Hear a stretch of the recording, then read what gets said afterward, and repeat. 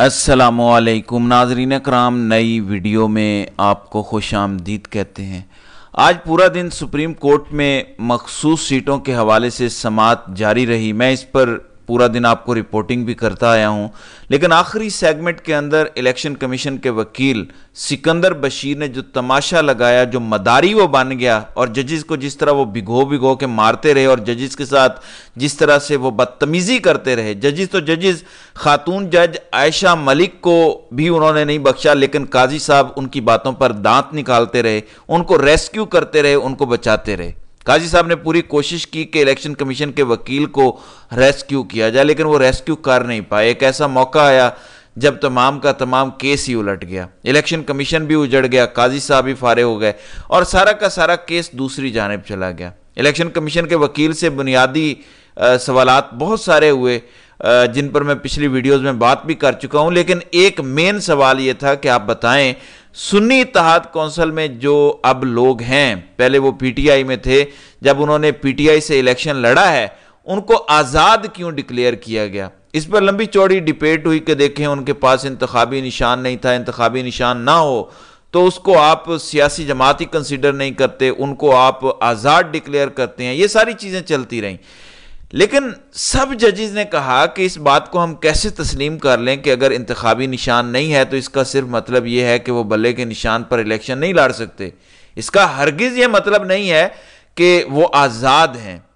اب پوچھا گیا یہ بتائیں کہ جب پی ٹی آئی آزاد لوگوں نے الیکشن لڑا تو انہوں نے جو کاغذات نامزدگی جمع کروائے، کیا اس میں پی ٹی آئی کا سرٹیفکیٹ لگا ہوا تھا؟ کیا اس میں پی ٹی آئی کی جانب سے کوئی ڈکلیریشن تھا کہ یہ ہمارا امیدوار ہے؟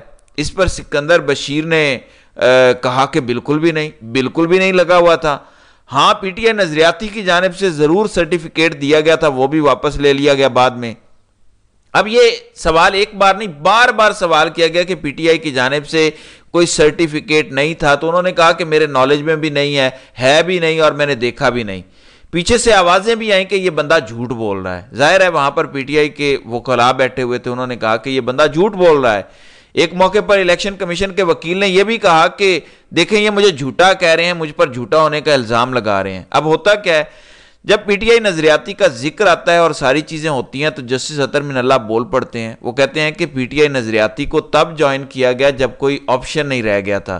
13 کو ہی یہ سرٹیفکیٹ جمع ہونا تھا، 13 کو ہی سپریم کورٹ کا فیصلہ آ جاتا ہے اور بلے کا نشان واپس لے لیا جاتا ہے۔ ایسے میں ان کے پاس کوئی آپشن بچا ہی نہیں تھا، ان کے پاس کوئی تو وہ پی ٹی آئی نظریاتی سے رابطہ کرتے ہیں تاکہ ان کو ایک الیکشن سمبل مل جائے، لیکن پی ٹی آئی نظریاتی کے چیئرمین کو اٹھا لیا جاتا ہے اور ان سے پھر پریس کانفرنس کروائی جاتی ہے۔ اب یہاں پہ پھر الیکشن کمیشن کے وکیل سے پوچھا جاتا ہے، وہ کہتے ہیں مجھے تو بالکل بھی نہیں پتا، میں نے تو کوئی ایسی پریس کانفرنس دیکھی نہیں ہے، ایسی کوئی پریس کانفرنس کا مجھے علم ہی نہیں ہے۔ اب اس پر جسٹس اطہر من اللہ نے کہا کہ آپ اس کا مطلب یہ ہے کہ الیکشن کمیشن کسی بے قیدگی کی ذمہ داری قبول کرنے کو تیار نہیں ہے۔ پریس کانفرنس انہوں نے کہا کہ پوری دنیا نے دیکھی، پورے پاکستان نے دیکھی، اختر اقبال ڈار کی جانب سے بلے باز والے نے لاہور پریس کلب میں بیٹھ کر پریس کانفرنس کی۔ اس پر جسٹس اطہر من اللہ نے پھر کہا کہ کیا الیکشن کمیشن نے شفاف انتخابات کی ذمہ داری پوری کی؟ کیا الیکشن کمیشن نے انتخابی بے ضابطگیوں کو دیکھا؟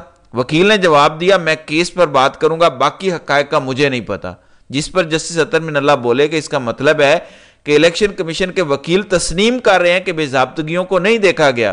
چلیں یہ ساری چیزیں ہو گئیں اور الیکشن کمیشن کے وکیل مسلسل بدتمیزی کرتے رہے۔ ایک موقع پہ جسٹس یحییٰ آفریدی کو کہنا پڑا کہ یہ آپ کا کیا طریقہ ہے، کس طریقے سے آپ جسٹس عائشہ ملک کے ساتھ بات کر رہے ہیں؟ تو اتنی بدتمیزی الیکشن کمشنر کی چھپکلی نے آج کی۔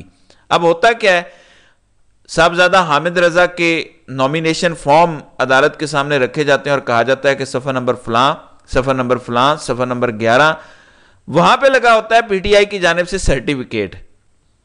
انہوں نے لکھا ہوتا ہے کہ میں سنی اتحاد کونسل کا ممبر ہوں، سربراہ ہوں، اور میں پی ٹی آئی سے اتحاد کر کے الیکشن لڑ رہا ہوں، اور ساتھ میں پی ٹی آئی کا سرٹیفکیٹ بھی لگا ہوتا ہے۔ اب یہ نقطہ ذرا دیکھیے جو ویڈیو کے شروع میں نے ذکر کیا، اور وہ آ گیا سرٹیفکیٹ۔ اب جسٹس یحییٰ آفریدی بولتے ہیں کہ وکیل صاحب آپ نے 1000 دفعہ کہا کہ پی ٹی آئی نے تو کوئی سرٹیفکیٹ دیا ہی نہیں، وہ نظریاتی کا دیا، وہ بھی واپس لے لیا۔ یہ صاحبزادہ حامد رضا کے جو نومینیشن فارم ہے اس پہ پی ٹی آئی کا سرٹیفکیٹ لگا ہوا ہے صفحہ نمبر 11 پہ۔ اب الیکشن کمیشن کے وکیل کے پاس کوئی جواب تھا نہیں، رنگ اڑ گئے، سر عام پکڑے گئے۔ اس نے کہا میں نے یہ نہیں کہا کہ کسی نے لگایا نہیں، میں نے یہ کہا کہ میرے علم میں نہیں ہے۔ وہ بات یاد کریں جو میں نے کہا کہ جب ایک موقع پر اسی وکیل نے کہا کہ یہ مجھے جھوٹا کہہ رہے ہیں، انہوں نے نہیں لگائے سرٹیفکیٹ پی ٹی آئی کے، اور یہ مجھے جھوٹا کہہ رہے ہیں کہ میں جھوٹ بول رہا ہوں۔ اور یہاں پہ جب پکڑے گئے تو کہتے ہیں کہ میں نے یہ نہیں کہا، میں نے کہا میرے نالج میں نہیں ہے۔ اب سارا معاملہ مشکوک ہو گیا۔ پھر یہ بھی کہا گیا کہ جتنے بھی جیتے ہوئے ہیں 81-82 جو سنی اتحاد میں گئے ہیں، سب کے نومینیشن فارم لے کر آئیں، سارے لے کر آئیں، سب ہم نے دیکھنے ہیں پی ٹی آئی کے سرٹیفکیٹ لگا ہوا تھا یا نہیں لگا ہوا تھا۔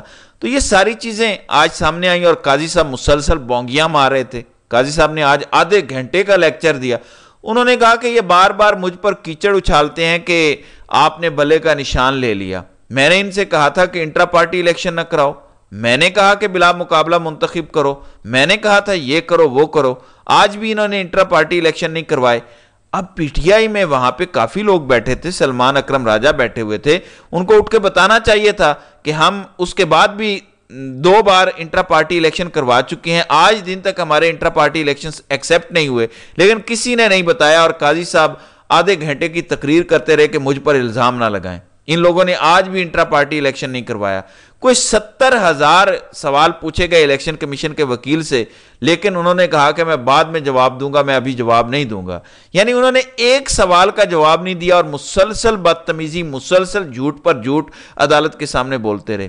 آخر میں جسٹس اطہر من اللہ نے ایک بات کی، جب بینچ اٹھنے لگا اور کہا گیا کہ جمعرات کو 11:30 بجے کیس کی دوبارہ سماعت ہوگی، تو جسٹس اطہر من اللہ نے کہا کہ الیکشن سے پہلے، الیکشن کے دوران، الیکشن کے بعد لیول پلینگ فیلڈ کے حوالے سے جتنی بھی شکایات آئی ہیں الیکشن کمیشن کے سامنے، وہ تمام کی تمام ہمارے سامنے جمع کروائی جائیں، تاکہ ہم دیکھ سکیں کہ الیکشن سے پہلے کیا ہو رہا تھا، الیکشن کے دوران کیا ہوا، اور الیکشن کے بعد کیا کیا ہوا، کس طرح سے یہ والے الیکشن ہوئے، تاکہ سارے کا سارا پول کھل سکے۔ کیونکہ جسٹس اطہر من اللہ نے کل بھی کہا، آج بھی انہوں نے بار بار کہا کہ سوموٹو لیں، یا جو پٹیشن آئی ہوئی ہے 8 فروری کے الیکشن کے حوالے سے وہ لگائی جائے، تب سارا کھیل کھلے گا۔